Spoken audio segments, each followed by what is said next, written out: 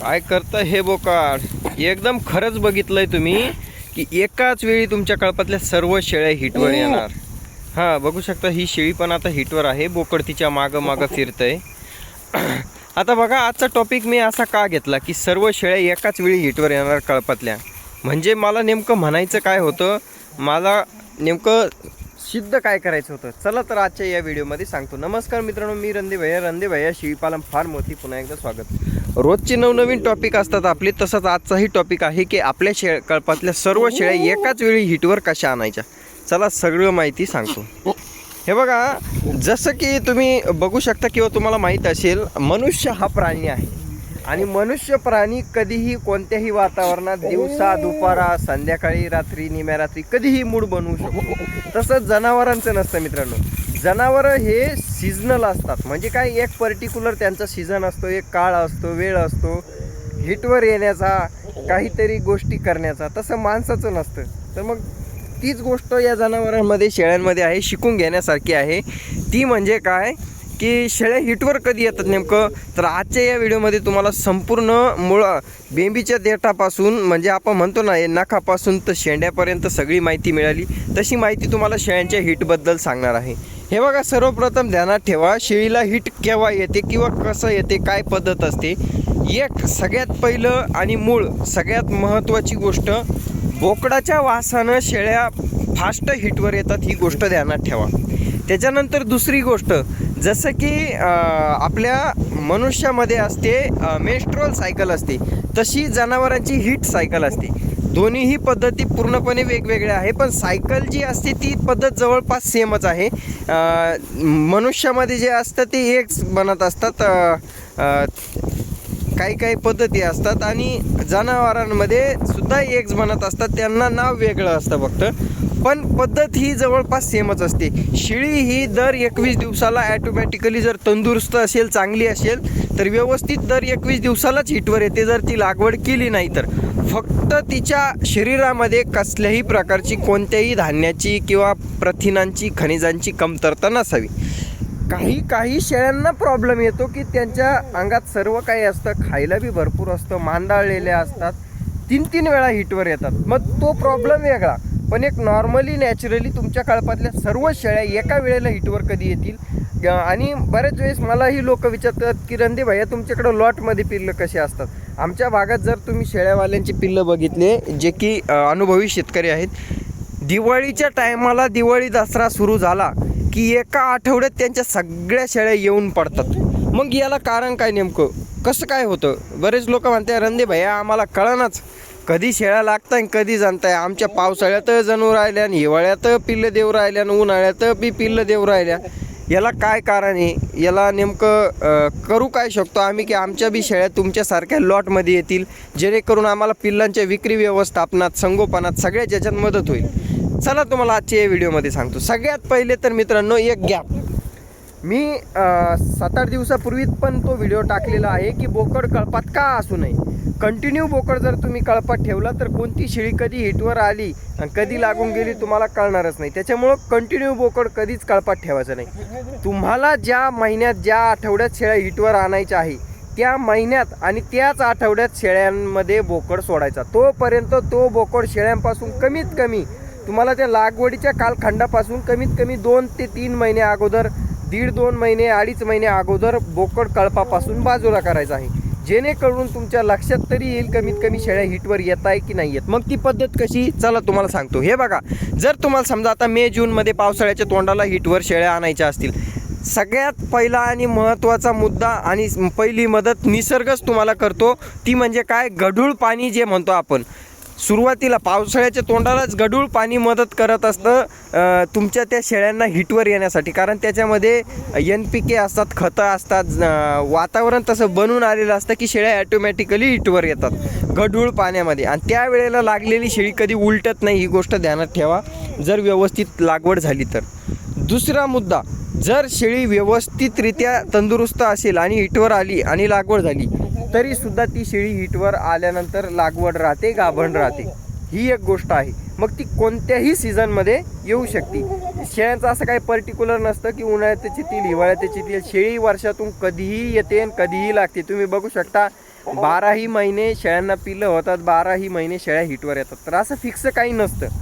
पण आपल्या मनावर आहे की एक फिक्स कालखंड त्यांना कसा द्यायचा मी तुम्हाला सांगतो. हे बघा, जर तुम्हाला शेळ्यांना फिक्स कालखंड द्यायचा असेल, पहिला मुद्दा तुम्ही बोकड कळपामध्ये 12 महिने ठेवायचा नाही. तुम्हाला एप्रिलमध्ये शेळ्या हिटवर आणायच्या असतील, एक गोष्ट ध्यानात ठेवा. हे मुद्दा जर तुम्ही केला तर त्याचा फायदा काय होतो आणि कशा पद्धतीने होतो ते मी तुम्हाला सांगतो.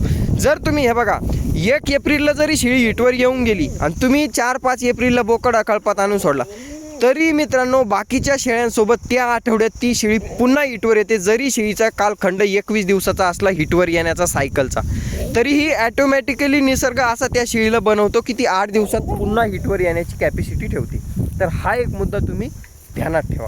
दुसरी गोष्ट म्हणजे काय, कळलं का तुम्हाला मला काय म्हणायचं आहे? शेळी 4 ते 5 दिवसात सुद्धा हिटवर येऊ शकते. जर तिला ते वातावरण भेटलं, बोकड कळपात आलात की शेळी लगेच हिटवर येऊन जाते. तो एक मुद्दा तुम्हाला येतो. त्याच्यानंतर दुसरा मुद्दा शेळ्या हिटवर आणण्याचा, तो म्हणजे काय, तुम्ही औषधोपचार करू शकता. पण एक गोष्ट नेहमी ध्यानात ठेवा, नॅचरल ते नॅचरल असतं. कारण तुम्ही ज्यावेळी औषधोपचार, इंजेक्शन, गोळ्या देऊन हिटवर आणता, ते कधीही म्हणजे ते नैसर्गिक नसतंच. आणि जे अनैसर्गिक असतं तिथं शेळ्या उलटण्याचे, परतण्याचे चान्सेससुद्धा वाढतात. किंवा बऱ्याच वेळी काही शेळ्या हिटवर येत नाही औषधं देऊनसुद्धा.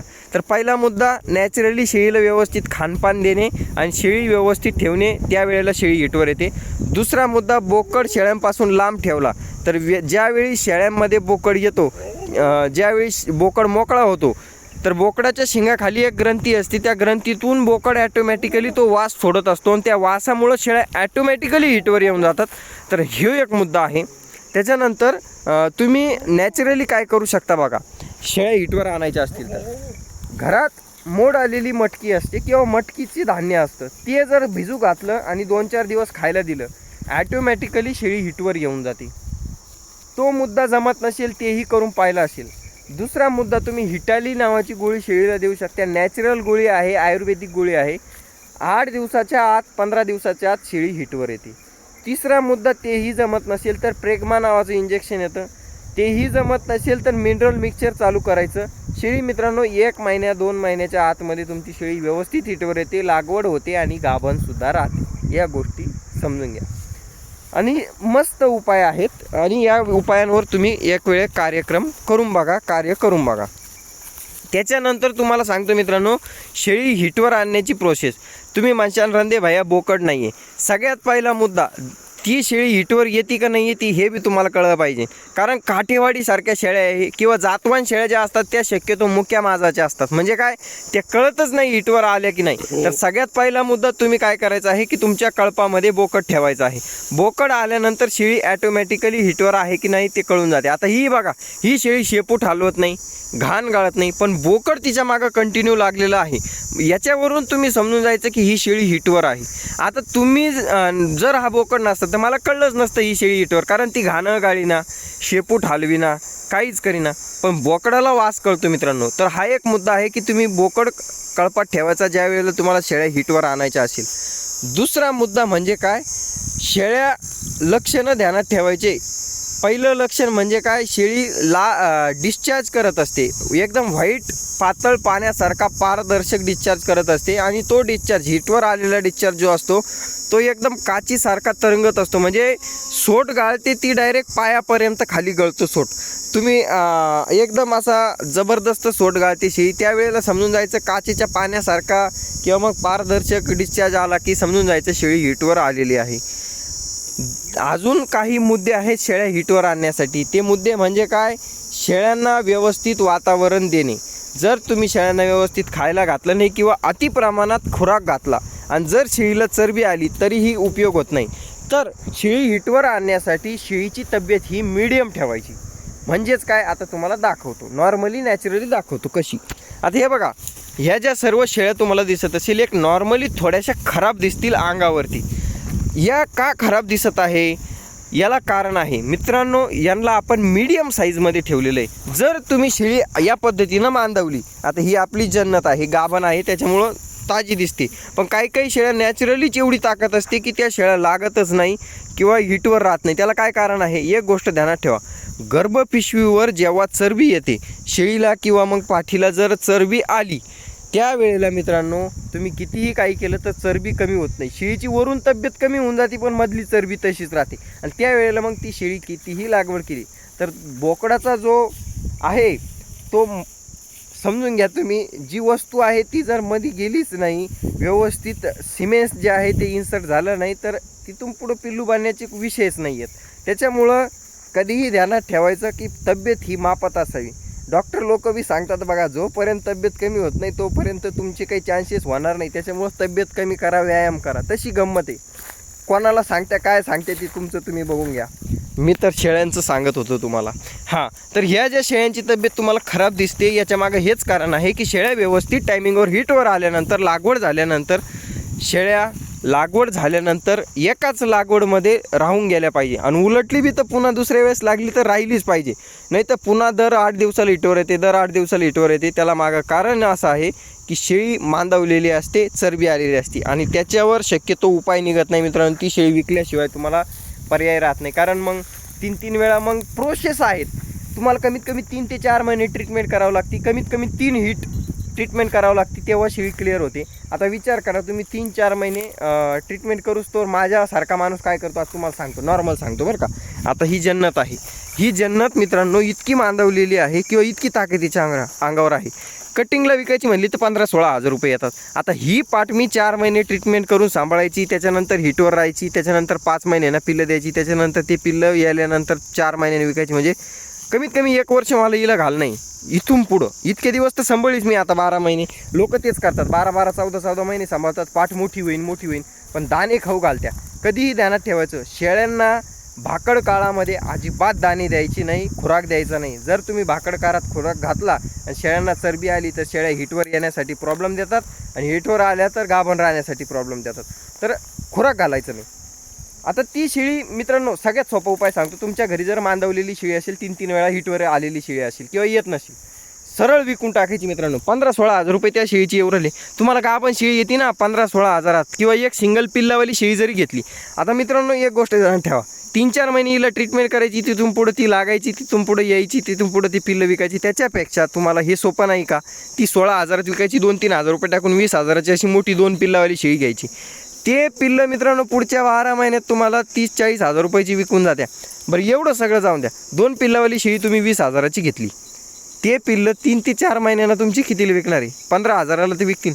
निघले ना तुमचे 15 हजार रुपये उत्पन्न, पुन्हा 20 हजारात तुम्हाला शेळी राहून गेली. या सर्व गोष्टी आहेत. 20 हजार रुपये तुम्ही इन्व्हेस्ट केले, 15 हजाराची पिल्लं देऊन गेली, 5 हजार रुपयात तुम्हाला नवीन शेळी तयार झाली. नवीन शेळीला हिटवर येण्याला प्रॉब्लेम नाही, कशालाच प्रॉब्लेम नाही. अशी जर प्रॉब्लेम तुमच्या कळपात असेल तर हा मुद्दा एकदा नक्की ट्राय करा. ही माहिती कशी वाटली शेळ्यांच्या हिटबद्दल नक्की सांगा. काही चुकलं उकलं असेल माफ करा. माहिती आवडली असेल एक कमेंट करून नक्की जा. धन्यवाद. रणदेवा या शेळीपालन फार्मला सबस्क्राईब फॉलो करून घ्या. Bye bye. Love you all. आपला सांगण्याची पद्धत थोडी वेगळी आहे, पण समजतं का नाही तेवढं कमेंटमध्ये नक्की सांगा. तुमच्या कमेंटची मी वाट पाहिजे. कोण कोण बघताय कळलं पाहिजे ना.